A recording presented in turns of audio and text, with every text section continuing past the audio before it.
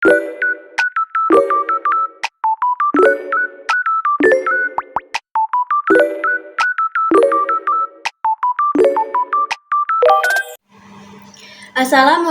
warahmatullahi wabarakatuh.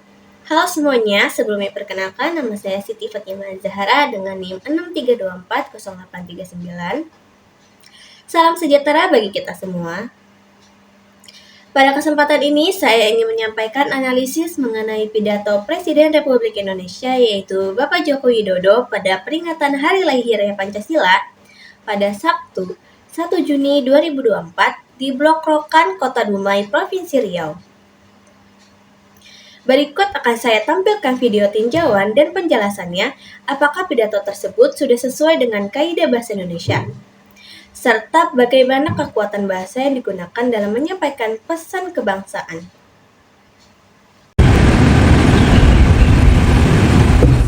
Bismillahirrahmanirrahim. Assalamualaikum warahmatullahi wabarakatuh.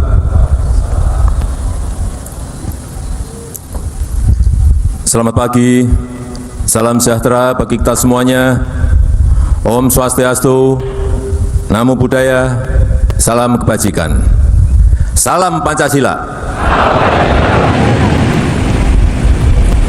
Yang saya hormati Ketua Majelis Permusyawaratan Rakyat Republik Indonesia, yang saya hormati Ketua Dewan Perwakilan Daerah Republik Indonesia, yang saya hormati Ketua Komisi Yudisial Republik Indonesia, yang saya hormati para Menteri Kabinet Indonesia Maju, Panglima TNI dan Kapolri, dan Kepala BIN, yang saya hormati Kepala BPIP dan seluruh jajaran yang hadir, yang saya hormati Gubernur Riau, Wali Kota Dumai, serta para wali kota dan bupati yang hadir, yang saya hormati seluruh tokoh masyarakat seprovinsi Riau, yang saya hormati Dirut Pertamina beserta seluruh jajaran, hadirin dan undangan yang berbahagia. Kita patut bersyukur bahwa negara kita Indonesia tetap kokoh, terus stabil, terus bersatu padu, terus tumbuh ekonominya di tengah gempuran dunia yang penuh dengan ketidakpastian, di tengah dunia yang dilanda berbagai krisis. Dalam geopolitik yang penuh ketegangan dan rivalitas, kita harus selalu optimis karena kita punya Pancasila yang memandu arah bangsa, karena kita punya modal sosial dan modal budaya yang kokoh, karena kita punya sumber daya manusia dan kita punya sumber daya alam yang melimpah. Oleh karena itu, kita harus terus berkokoh kemandirian bangsa dan berdikari dalam ekonomi. Saudara-saudara sebangsa dan setanah air, Indonesia konsisten dengan politik bebas aktif, memperjuangkan kemerdekaan semua bangsa, termasuk kemerdekaan bangsa Palestina, dan memperjuangkan perdamaian dunia. Peran Indonesia dalam politik internasional semakin kokoh.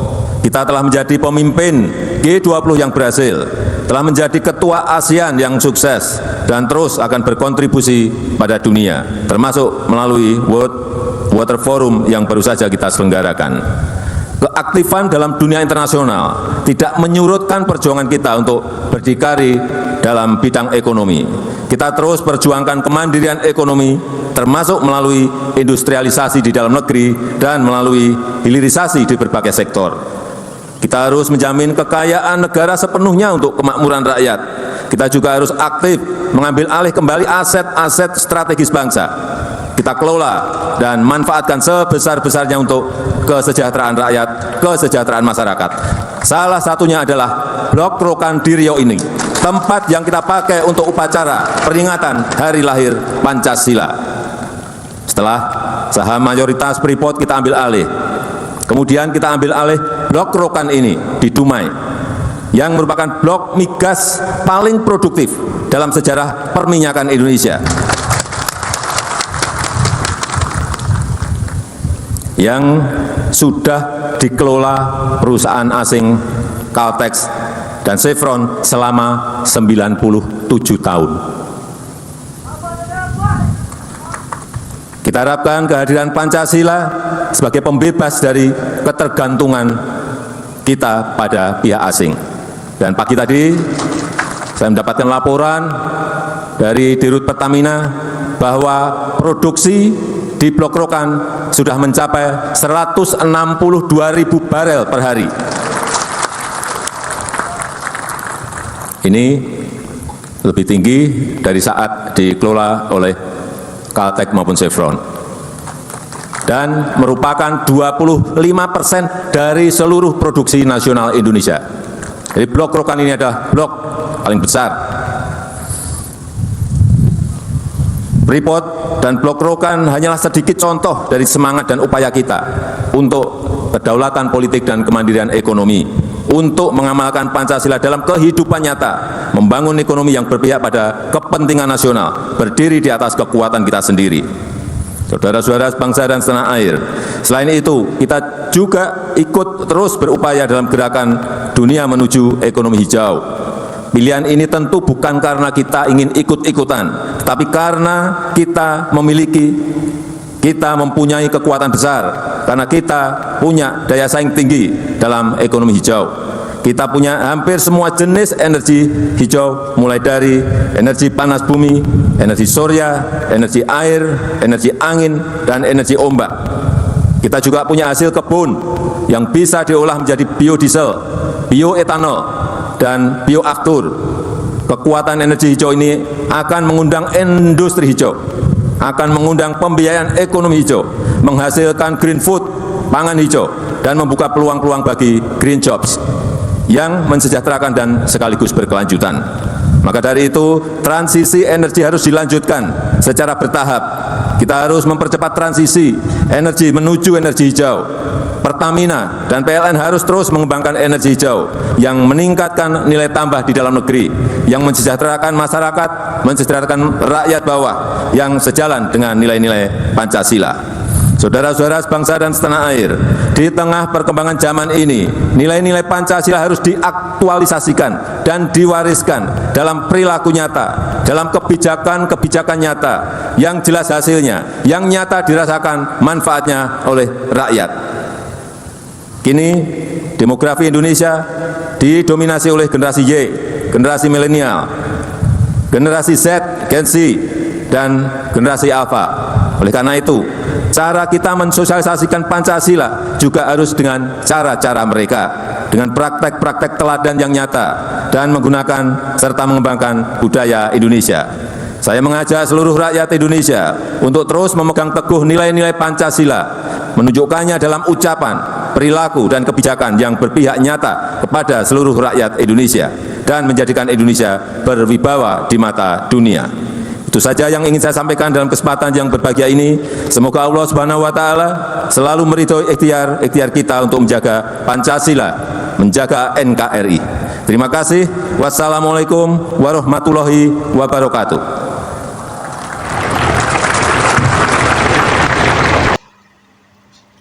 Baik, setelah menyaksikan cuplikan video pidato tadi, berikut adalah ulasan saya apakah pidato tersebut sudah berdasarkan dengan kaidah bahasa Indonesia. Secara umum, pidato presiden sesuai dengan struktur dan kaidah bahasa Indonesia. Bahasa yang digunakan adalah bahasa formal, sesuai dengan konteks acara kenegaraan. Pertama, dalam hal struktur kalimat, presiden memanfaatkan kalimat majemuk yang kompleks, tetapi tetap mudah dipahami. Penataan kalimatnya pun mengikuti pola SPOK atau subjek, predikat, objek, keterangan yang tepat. Meskipun terdapat beberapa kalimat yang panjang, maknanya tetap jelas tanpa kebingungan. Kedua, dari segi pemilihan kata, banyak disertakan dengan istilah penting dan relevan, seperti kemandirian ekonomi, hilirisasi, berdikari, transisi energi, dan pekerjaan hijau. Meskipun ada beberapa istilah asing, maknanya bisa dipahami karena diberikan penjelasan dengan bahasa yang mudah. Ketiga, ejaan dan kebakuan kata umumnya sudah benar dan mengikuti PUEBI. Pedoman Umum Ejaan Bahasa Indonesia. Namun, ada beberapa catatan untuk beberapa frasa. Contohnya yaitu seperti mensejahterakan kesejahteraan rakyat bawah. Frasa ini terasa berulang dan kurang efektif. Lebih baik diganti menjadi mensejahterakan rakyat kecil atau meningkatkan kesejahteraan masyarakat yang kurang mampu. Kemudian ada lagi frasa seperti budaya lihat Indonesia. Terasa sangat membingungkan. Sebaiknya diubah menjadi budaya cinta Indonesia agar lebih jelas dan sesuai dengan konteks. Keempat, dari segi keterpaduan atau koherensinya, pidato ini sangat memuaskan. Antar bagian saling terhubung dengan baik. Ide-ide pun yang disampaikan secara bertahap, mulai dari kondisi global, peran Indonesia, energi ramah lingkungan, hingga Pancasila. Penerapan pengulangan frasa seperti kita punya dan kita harus sangat efektif dalam menumbuhkan semangat kebersamaan dan nasionalisme. Lebih dari itu, Presiden juga menunjukkan penghormatan kepada semua pihak, menyebut tokoh lintas agama, tokoh masyarakat, dan pemerintah. Hal ini memperkuat nilai inklusivitas dan keberagaman sesuai dengan semangat Pancasila. Pidato ini ditutup dengan ajakan untuk memelihara persatuan dan nilai-nilai Pancasila. Dilengkapi dengan doa yang menambah kesan religius dan nasionalisme. Secara keseluruhan, pidato ini menunjukkan kemampuan bahasa yang baik, sesuai dengan kaidah dan penuh makna. Presiden tidak hanya menyampaikan pesan, tetapi juga menggerakkan semangat bangsa melalui bahasa yang kuat dan menyentuh. Demikian dari saya mengenai analisis bahasa dari pidato Presiden Republik Indonesia yaitu Bapak Joko Widodo. Pidato ini telah memenuhi kaidah bahasa Indonesia dari aspek struktur, ejaan, pemilihan kata, serta kohesi dan konferensinya.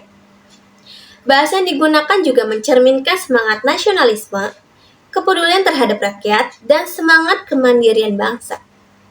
Semoga kita semua dapat meneladani nilai-nilai Pancasila dalam kehidupan kita sehari-hari. Terima kasih atas perhatiannya. Wassalamualaikum warahmatullahi wabarakatuh. Terima kasih.